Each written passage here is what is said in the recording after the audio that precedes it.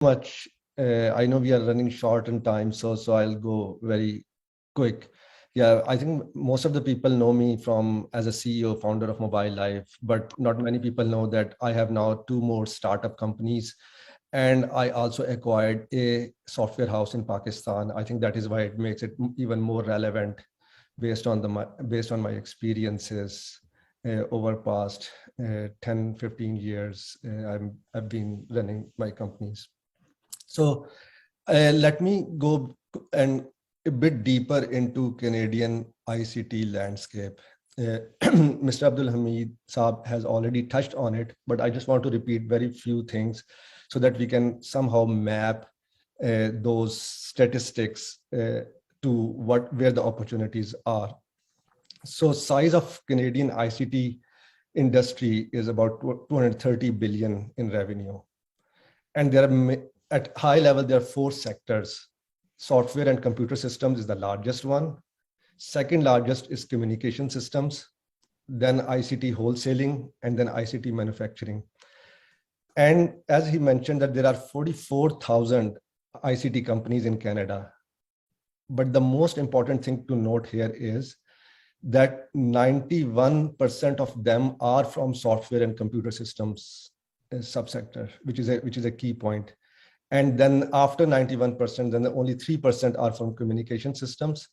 And those 91% of software computer systems subsector, they're contributing to 41% of the total ICT spend.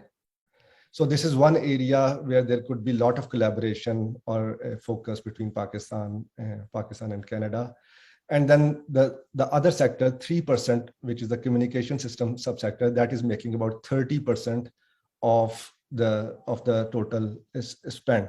So that means that we are talking about 30 plus 40, about 70% is from these two sectors. So which is an important point to note. Let's look into the market players. Again, let's go back to 44,000 companies.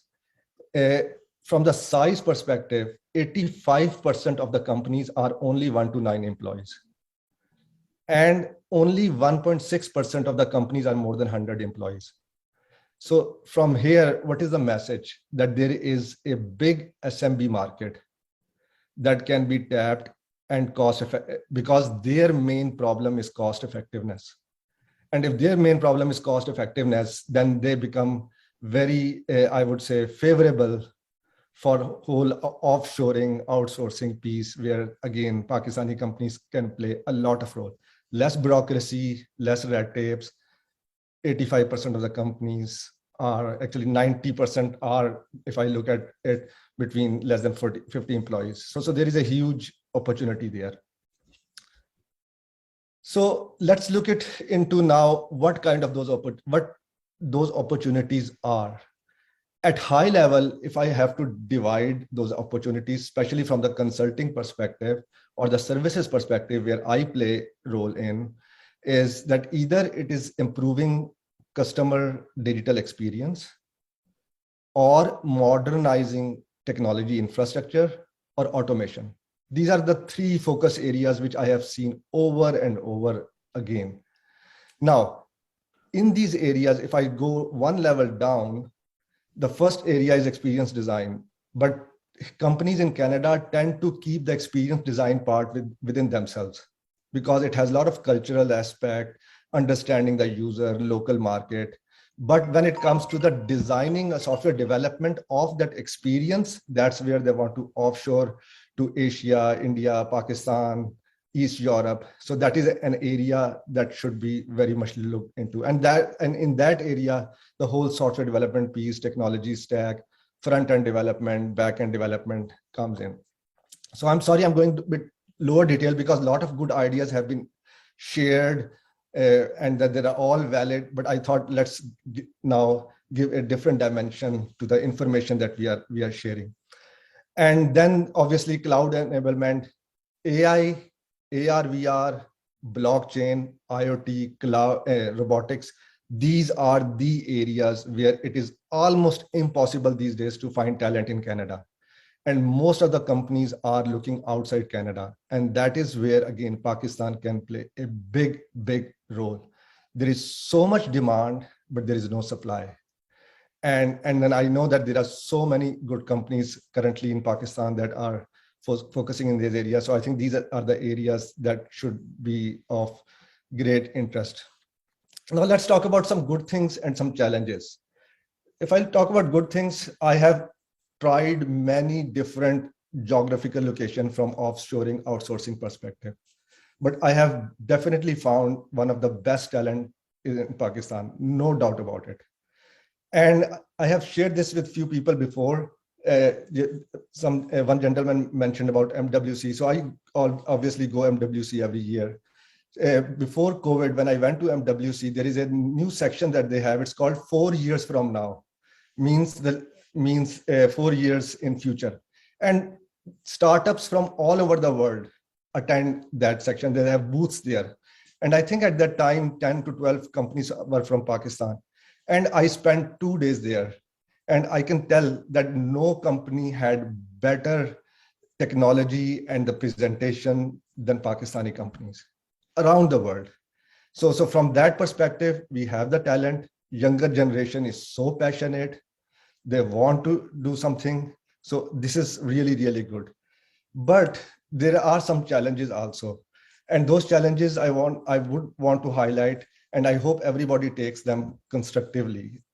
The first thing which Hassan Saab mentioned is perception. Major challenge. And FATF rating, Pakistan being in the gray list, has hindered my growth big time.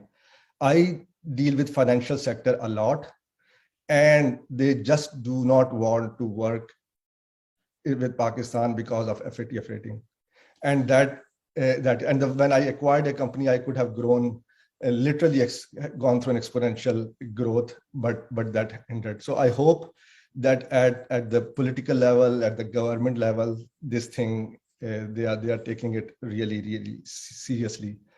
The other thing is obviously because of the perception, because of other things, the intercompany transfer, ICTs, like when we are working Canadian companies, we may have to bring few people from Pakistan to Canada and then back Canada, back and forth. The whole immigration piece taking forever for the security back check. It just does not work. So I am really trying to give you guys the real challenges on the ground, which should be definitely looked into. The other thing which I really want to mention, again, I hope everything takes it consecutively. I have found still there is a lot of improvement, opportunity of improvement from ethics perspective. Like outsourcing just does not work if you do not, or you cannot trust people over there. And that is why I acquired the company there, because I was having those issues. I said, I want to acquire a company, I will have a control of that company. And when we talk about ethics, it's not something like rocket science. It's just the simple moral principles that govern behavior, right? So honesty, respect, integrity, diversity, fairness, some very fundamental things. What I want to give one message is, I have seen over and over again the curriculum, technology, soft skills, but somehow I have not heard a lot that code of conduct, ethics in technology is the mandatory course in universities that teach all those fundamental principles that will elevate the way our people behave over there. And they simple things like we have to teach them not to cut corners to get the task done. People may not even realize that it's an ethical issue, but it is an ethical issue. So companies will show you different people. When the work comes, different people work on it. So all those minor things create that perception, and that perception actually goes long way. So I hope that in universities, they'll really make a business code of conduct as one of the fundamental, or the core mandatory course. Other than that, any questions I would be happy to take.